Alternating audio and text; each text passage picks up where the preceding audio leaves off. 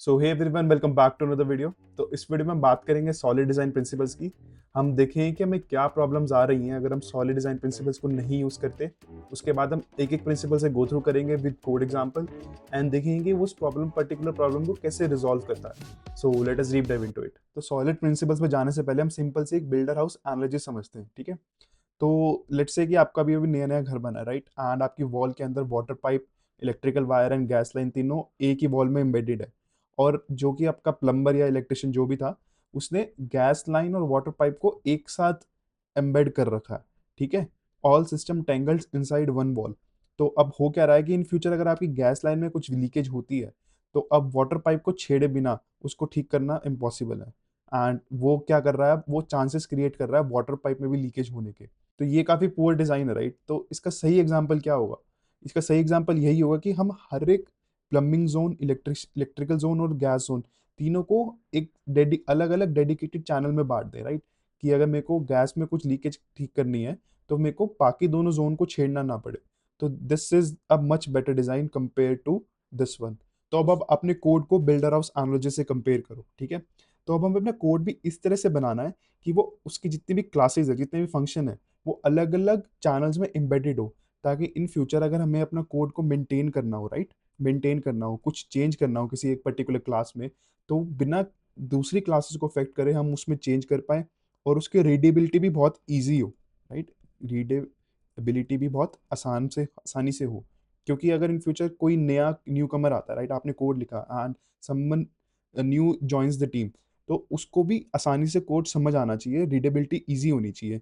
हमसे सब कुछ एक ही चीज़ में एम्बेड नहीं करना, जैसे हमने उस वॉल में एम्बेडेड कर रखा था, जो कि हम देख रहे थे, gas pipeline, electricity pipeline, everything एक ही वॉल में एम्बेडेड थी। अगर अलग अलग चैनल्स में होंगी तो उसको रीड करना आसान होगा, बग्स को रिजॉल्व करना आसान होगा। तो हमारे सॉलिड प्रिंसिपल्स इन्हीं चीज़ में हमें हेल्प करते हैं, right. These are the 5 essential guidelines that help us to make our code more maintainable and scalable. तो अब हम एक एक करके इन कोड को स्टडी करेंगे एंड देखेंगे कि हमारी कोड की क्वालिटी कैसे इंप्रूव होती है। तो सबसे पहला प्रिंसिपल हमारे पास है सिंगल रिस्पॉन्सिबिलिटी प्रिंसिपल, राइट। तो सिंगल रिस्पॉन्सिबिलिटी प्रिंसिपल को हम एसआरपी भी बोलते हैं। तो ये क्या कह रहा है कि अ class should have a single responsibility और अ सिंगल जॉब, ठीक है। एक क्लास के पास एक ही रिस्पॉन्सिबिलिटी होनी चाहिए, या वो एक ही उसका पर्पज होना चाहिए। अब इसको हम एक कोड स्निपेट के एग्जांपल से समझते हैं। कि लेट्स से कि आप एक स्टार्टअप में काम करते हैं, राइट। आपके मैनेजर ने आपको बोला है कि आपको एक ऑर्डर सर्विस के नाम से एक क्लास इंप्लीमेंट करनी है। आप एक ई कॉमर्स प्लेटफॉर्म बना रहे हैं बेसिकली। तो उस क्लास का काम क्या होगा कि उस क्लास में आपको वैलिडेट करना है ऑर्डर को, राइट। वो क्लास कैलकुलेट, आपको प्राइस की कैलकुलेशन करनी है जब वो आपका प्रोडक्ट कार्ट में आ जाए। आपको पेमेंट प्रोसेस करनी है, आपको फिर ईमेल कंफर्मेशन भी भेजनी है, राइट, एंड इन्वेंट्री भी अपडेट करनी है। तो अब आपने क्या करा, आपने क्लास बनाई ऑर्डर सर्विस के नाम से, और वो सारी की सारी फंक्शनैलिटीज एक ही क्लास में इंप्लीमेंट कर दी प्रोसेस ऑर्डर फंक्शन के अंदर, ठीक है। तो अब ये इसके अंदर प्रॉब्लम क्या आ सकती है हमें, हम वो देखते हैं। सबसे पहली प्रॉब्लम जो हम फेस कर सकते हैं वो है टेस्टिंग से रिलेटेड, राइट। अगर मान लो इन फ्यूचर मैंने वैलिडेट ऑर्डर में कुछ चेंज करा, ठीक है। तो फिर अगर वैलिडेट ऑर्डर में मैंने चेंज करा, तो उसको टेस्ट करने के लिए मेरे को पूरी के पूरे मेथड की टेस्टिंग करनी पड़ेगी, राइट। मेरे को वैलिडेट ऑर्डर की दोबारा से टेस्टिंग करनी पड़ेगी, कैलकुलेट की, चार्ज की, सेंटीमेंट की, अपडेट इन्वेंट्री की, क्योंकि ये एक ही क्लास के अंदर इम्प्लीमेंटेड है। तो ये बहुत ही टाइम कंज्यूमिंग होगा। Second thing is merge conflict, right. अगर मान लो एक से ज़्यादा डेवलपर्स इस कोड पे काम कर रहे हैं, तो कुछ कोई सेंडीमेल में चेंज कर रहा है, राइट, कोई अपडेट इन्वेंट्री में चेंज कर रहा है, तो फिर मर्ज कन्फ्लिक्ट के चांसेस भी वहाँ पे बढ़ सकते हैं, राइट, जब इन फ्यूचर जब वो कोड पुश करेंगे अपना, ठीक है। Third and most important problem is code breakdown, right. तो ना, अगर इतनी सारी फंक्शनैलिटीज हम एक क्लास में इंप्लीमेंट करते हैं, तो कोड ब्रेकडाउन होने के चांसेस भी बढ़ जाते हैं, ठीक है। अगर मैं कुछ एक पर्टिकुलर फीचर में चेंज कर रहा हूँ, राइट, मैं वैलिडेट ऑर्डर में चेंज कर रहा हूँ, तो अगर बाई मिस्टेकली मैंने कैलकुलेट प्राइस की कोड लाइंस को चेंज कर दिया, तो एक फीचर फिक्स करने गए थे हम, तो दूसरा फीचर वहाँ पर ब्रेकडाउन हो सकता है, ठीक है। तो इस वजह से एस आर पी प्रिंसिपल हम यहाँ यूज़ करते हैं, right. S R P principle क्या करता है, it is single responsibility principle. हमने क्या करा, हमने यहाँ पर हर एक फंक्शनैलिटी के लिए एक अलग क्लास इंप्लीमेंट कर दिया, राइट। ऑर्डर वैलिडेटर के लिए अलग, प्राइस कैलकुलेटर के लिए अलग, ईमेल सर्विस के अलग, एंड पेमेंट प्रोसेसर के लिए अलग, ठीक है। तो अगर मेरे को कुछ एक पर्टिकुलर क्लास में चेंज करना है या टेस्ट करना है, तो मैं दूसरी क्लास को अफेक्ट करे बिना वो पर्टिकुलर चेंज टेस्ट कर पाऊंगा या फिर उस पर्टिकुलर चेंज को इम्प्लीमेंट कर पाऊंगा। तो this is single responsibility principle, काफ़ी सिंपल सा है। ठीक है, आप इसको काफ़ी यूज़ करते हो जब आप स्केलेबल कोड लिखते हो या फिर बैकएंड में कोड लिखते हो, right. So the second principle is open close principle, right. तो ओपन क्लोज प्रिंसिपल क्या कहता है कि एक class should be close for modification and open for extension, right. इसका मतलब क्या है कि हम एक पर्टिकुलर क्लास एक मॉडिफिकेशन के लिए क्लोज होनी चाहिए but it should be open for extension, right. अगर मेरे को इन फ्यूचर उस क्लास को स्केल करना है या उसमें कुछ और मल्टीपल फंक्शनैलिटीज ऐड करनी है तो वो मैं कर पाऊँ उस क्लास में बिना उस क्लास को मॉडिफाई करे। इसको मैं आपको इस एग्जांपल से समझाता हूँ, काफ़ी अच्छे से समझ आएगा।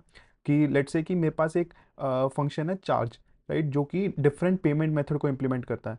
ठीक है, अगर मेरे पास कार्ड पेमेंट मेथड है तो ये पर्टिकुलर फंक्शनैलिटीज इंप्लीमेंट हो जाएंगी। ठीक है, अगर मेरे पास पेपैल मेरा पेमेंट मेथड है तो पेपैल से मैं पेमेंट कर पाऊँ। अब यहाँ पे प्रॉब्लम क्या है कि मान लो कि मेरे को लेट्स से कि मेरे को कुछ और पेमेंट मेथड ऐड करना, लेट्स से यूपीआई, राइट। अब मेरे को यूपीआई ऐड करना होगा तो फिर मेरे को इस पर्टिकुलर वॉइड चार्ज में चेंज करना पड़ेगा, मेरे को मेरी इस क्लास में चेंज करना पड़ेगा, विच is the direct violation of OCP. OCP यही कहता है कि मैं इम्प्लीमेंट कर पाऊँ और भी ज़्यादा नए मेथड लेकिन बिना इस क्लास में चेंज करे। तो इसका सही मेथड क्या होगा? इसका सही मेथड होता है एक इंटरफेस बनाना, राइट। हम एक इंटरफेस बना देते हैं, लेट्स से कि यहाँ पर मैंने पेमेंट मेथड के नाम से इम्प्लीमेंट इंटरफेस बना दिया और उसके अंदर मैंने अपना वॉइड चार्ज फंक्शन इम्प्लीमेंट कर दिया। ठीक है, तो अब मैं क्या कर पा रहा हूँ, मैं इस पर्टिकुलर इंटरफेस से कितने भी नए मेथड्स को इम्प्लीमेंट कर सकता हूँ, क्लासेस को इम्प्लीमेंट कर सकता हूँ। कि मैंने यहाँ पर एक कार्ड पेमेंट के लिए अलग से क्लास बना दी जो कि पेमेंट मेथड को इम्प्लीमेंट कर रही होगी, राइट।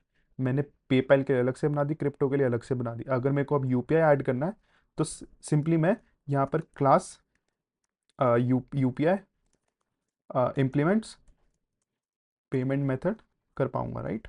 तो मैं सिंपली यहाँ पर आसानी से कितने भी ऐसे मेथड्स इंप्लीमेंट कर सकता हूँ, पेमेंट मेथड्स। ठीक है, so this is what OCP states. ठीक है, नेक्स्ट प्रिंसिपल की तरफ जाते हैं। तो अब हमारा थर्ड प्रिंसिपल है Liskov of substitution principle, right. This principle was introduce by Barbara Liskov के एक नाम के बंदे से। ठीक है, तो ये प्रिंसिपल क्या कहता है कि डिराइव्ड और child classes must be able to replace their base और पेरेंट क्लास।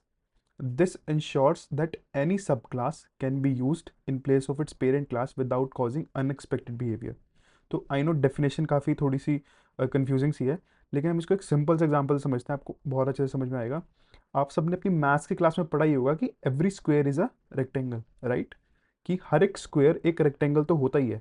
ठीक है, स्क्वायर की डेफिनेशन ही यही है, square is a special kind of rectangle which has equal width and height. ठीक है, तो लिस्कॉफ यहाँ पर क्या कहता है? लिस्कॉफ कहता है कि अगर ऐसा है, अगर every square is a rectangle है, ठीक है, अगर आपका कोड फिर रेक्टेंगल के साथ काम कर रहा है तो आपका वो स्क्वायर के साथ भी काम करना चाहिए।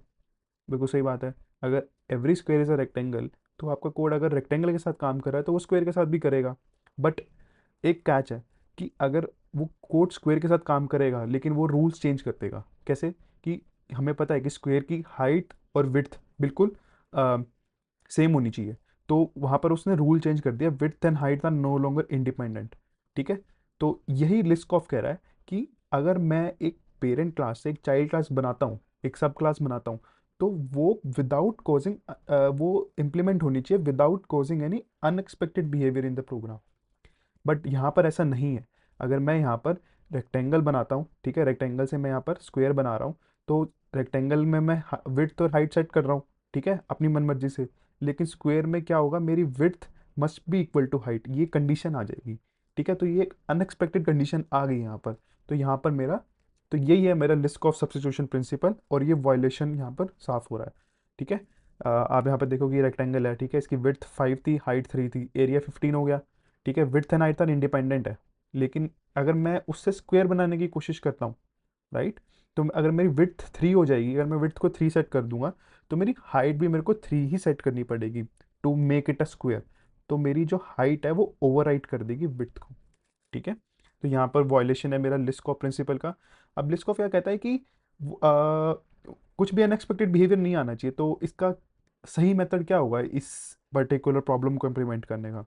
तो एलएसपी क्या कहता है कि आप एक कॉमन इंटरफेस बना दो, ठीक है। एक मैंने यहाँ पर एक शेप के, इस केस में मैंने यहाँ पर शेप के नाम से कॉमन इंटरफेस बना दिया जो कि एरिया और पैरामीटर कैलकुलेट करके ला के मेरे को देगा। अगर मैं उससे रेक्टेंगल इंप्लीमेंट करता हूँ, राइट, तो मेरी विड्थ और हाइट में सेट कर पाऊंगा अलग से, और मेरा सही एरिया कैलकुलेट होगा, राइट। सिमिलरली स्क्वायर के केस में मैं यहाँ पर साइड एक साइड ले पाऊंगा, यूजर से इनपुट ले पाऊंगा, अच्छे से एरिया कैलकुलेट कर पाऊंगा बिना किसी लॉजिक में चेंज हुए या फिर बिना किसी इम्प्लीमेंटेशन में चेंज हुए, ठीक है। तो यहाँ पर मेरा लिस्कॉप प्रिंसिपल वायलेट नहीं होगा, बिकॉज क्योंकि मैं क्लास के अंदर कुछ भी अनएक्सपेक्टेड बिहेवियर चेंज नहीं ला रहा हूँ, राइट। तो अब हम एक बार इसका कोड भी देख लेते हैं कि कोड इम्प्लीमेंटेशन कैसे होगी। सबसे पहले यहाँ पर मैंने लिस्ट ऑफ सबसे एलएसपी नहीं इम्प्लीमेंट कर रखा है, ठीक है। तो मैंने क्या करा, यहाँ पे एक अपनी क्लास बनाई रेक्टेंगल के नाम से जो कि विड्थ और हाइट ले रही होगी, राइट। एंड मैंने यहाँ पर एक स्क्वायर क्लास बनाई जो रेक्टेंगल को एक्सटेंड कर रही है, ठीक है। और मैं वो क्या कर रही है, अगर मैं सेट विड्थ मेथड कॉल करता हूँ तो वो मेरी विड्थ को भी डब्ल्यू सेट कर देती है एंड हाइट को भी विड्थ के इक्वल सेट कर देती है। अगर मैं सेट हाइट कॉल करता हूँ तो वो मेरी विड्थ को हाइट के इक्वल कर देती है, हाइट को हाइट के इक्वल कर देती है, राइट। तो अब यहाँ पर क्या है कि मैंने यहाँ पर एक ऑब्जेक्ट बनाया न्यू स्क्वायर। अब मैंने क्या करा, मैंने सेट विड्थ मेथड कॉल करा, राइट। तो यहाँ पर मेरी विड्थ क्या हो जाएगी 5 एंड हाइट भी मेरी क्या हो जाएगी 5, राइट। लेकिन जैसे ही मैं हाइट कॉल करता हूँ, सेट हाइट कॉल करता हूँ, तो यहाँ पर मेरी विड्थ क्या हो जाएगी, वो भी हाइट के इक्वल हो जाएगी विच इज़ 3, एंड हाइट तो 3 होगी। तो मैं जब एरिया कॉल करूँगा तो एक्सपेक्टेड आंसर मेरा 9 आएगा। तो एलएसपी क्या कहता है कि अगर मैं पेरेंट से, यहाँ पर पेरेंट क्या है, रेक्टेंगल, राइट। अगर मैं पेरेंट से कोई सब क्लास इंप्लीमेंट करता हूँ विच इज़ स्क्वायर, ठीक है, तो वो बिना किसी अनएक्सपेक्टेड बिहेवियर इन कोड के इंप्लीमेंट होना चाहिए। लेकिन यहाँ पर हमने कोड का बिहेवियर ही चेंज कर दिया, राइट, कि हम विड्थ और हाइट को इक्वल सेट कर रहे हैं, तो which is direct violation of LSP. तो इसका करेक्टेड कोड क्या होगा?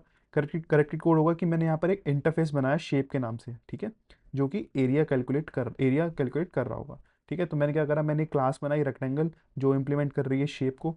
तो ये एरिया को इम्प्लीमेंट करना ही होगा यहाँ पर। तो मैंने यहाँ पर हाइट और विड्थ ली एंड एरिया कैलकुलेट कर दिया और रिटर्न कर दिया विड्थ इनटू हाइट। सिमिलरली मैंने यहाँ पर स्क्वायर इंप्लीमेंट करा शेप इंटरफेस की मदद से। यहाँ पर मैं साइड ले रहा हूँ यूज़र से एंड साइड की वैल्यू ले रहा हूँ यूज़र से एंड एरिया कैलकुलेट कर रहा हूँ यूजिंग द साइड। तो यहाँ पर कोई भी अनएक्सपेक्टेड बिहेवियर या अनएक्सपेक्टेड चेंज नहीं है मेरी क्लास के अंदर। तो दिस इज एलएसपी प्रिंसिपल। तो फोर्थ प्रिंसिपल है हमारा इंटरफेस सेग्रीगेशन प्रिंसिपल, ठीक है। तो ये प्रिंसिपल क्या कहता है कि you should not force any client to depend upon methods which is irrelevant to them, ठीक है। तो इसकी डेफिनेशन पे आने से पहले हम ये देखते हैं कि ये पहला और इकलौता ऐसा प्रिंसिपल है जो कि which applies to interface instead of classes. हमने अभी तक जितने भी प्रिंसिपल्स देखे हैं वो सारे के सारे क्लासेस पे अप्लाई होते हैं, लेकिन ये प्रिंसिपल इंटरफेस पे डिफाइन होता है, राइट। तो इसलिए हम सबसे पहले देखते हैं कि इंटरफेस होता क्या है। जल्दी से इसकी एक बारी डेफिनेशन देख लेते हैं। तो इंटरफेस कहता है होता है कि interface defines a set of method a class must implement. Interface के अंदर जितने भी मेथड्स इम्प्लीमेंटेड होंगे वो क्लास को इम्प्लीमेंट करने ही पड़ेंगे। जैसा कि हमने पहले भी अपने कोड में देखा था, राइट, कि अगर मैंने यहाँ पर इंटरफेस शेप बना रखा है तो मेरे को वो इंट एरिया करके जो मेरा मेथड है वो हर क्लास ने इम्प्लीमेंट कर रखा था। यहाँ पर आप देखोगे तो, ठीक है, यहाँ पर हर क्लास ने वो इंट एरिया को इम्प्लीमेंट कर रखा था। सिमिलरली यहाँ पर अगर मेरा जो ऊपर कोड था उसके अंदर मैंने यहाँ पर एक इंटरफेस पेमेंट मेथड बना रखा था और उसमें मेथड था चार्ज करके, तो हर क्लास इस चार्ज मेथड को इम्प्लीमेंट करेगी, उसके पास कोई ऑप्शन नहीं है, दिस इज द रूल, ठीक है। तो अब ये प्रिंसिपल क्या कह रहा है कि भाई किसी भी क्लास को फोर्स मत करो बेफालतू के इंटरफेस को इम्प्लीमेंट करने के लिए, इंटरफेस के मेथड्स को इम्प्लीमेंट करने के लिए, ठीक है। तो यहाँ पर हम देखते हैं इसको कोड की मदद से कि मान लो मैंने एक इंटरफेस बना रखा है नोटिफिकेशन, जिसके अंदर मेथड इंप्लीमेंटेड है सेंड ईमेल, सेंड एसएमएस और पुश। तो नोटिफिकेशन क्या करता है कि अगर कोई भी इन फ्यूचर मैं नोटिफिकेशन इंटरफेस को इम्प्लीमेंट करता हूँ तो मेरे को ये तीनों मेथड इम्प्लीमेंट करने पड़ेंगे। तो अब यहाँ पे प्रॉब्लम क्या आ रही है वो देखते हैं। अब प्रॉब्लम ये है कि मान लो कि मेरे को सिर्फ ईमेल को इम्प्लीमेंट करना है, राइट, मेरे को ईमेल मेथड को इम्प्लीमेंट करना है। तो अगर मैं नोटिफिकेशन का यूज़ करूँगा, नोटिफिकेशन इंटरफेस का, तो मेरे को बेफालतू में एसएमएस को भी इम्प्लीमेंट करना पड़ेगा और पुश को भी इम्प्लीमेंट करना पड़ेगा। तो इसीलिए आईएसपी बोलता है कि एक फैट इंटरफेस बनाने के बदले आप सेपरेट इंटरफेस बनाओ, ठीक है। ईमेल सेंडर के लिए मैंने अलग से बनाया, एसएमएस के लिए अलग से, पुश के लिए अलग से। तो इसीलिए अगर इन फ्यूचर मेरे को ईमेल को इम्प्लीमेंट करना है तो मैं डायरेक्टली सिर्फ ईमेल सेंडर का यूज़ करूँगा। अगर मेरे को एसएमएस को यूज़ करना है तो मैं एसएमएस सेंडर का यूज़ करूँगा, राइट, एसएमएस सेंडर इंटरफेस का यूज़ करूँगा, ताकि मेरे को फालतू के मेथड्स को इम्प्लीमेंट ना करना पड़े। So this is what interface segregation principal states. काफ़ी सिंपल सा है, राइट, एंड ईजी भी है। तो अब हमारा लास्ट प्रिंसिपल है डिपेंडेंसी इन्वर्जन प्रिंसिपल, राइट। तो डिपेंडेंसी इन्वर्जन प्रिंसिपल क्या कहता है कि high level modules should not depend on low level modules. So basically आपका big part of it program should not directly depend on small and detailed part, ठीक है। तो instead both should depend on general ideas which is the interface, ठीक है। तो इसको एक simple example से समझते हैं। लेट्स से कि आपके पास एक लैंप है घर पे, राइट, और उसकी जो वायर है वो वॉल के अंदर ही एम्बेडेड है, वेल्डेड है, ठीक है, आप उसको मूव नहीं कर सकते। तो उस पार्ट पे तो वो लैंप अच्छे से काम करेगा, लेकिन अगर आपको उस लैंप को दूसरे रूम में मूव करना है तो वो पॉसिबल नहीं है, क्योंकि उसकी वायर वेल्डेड है।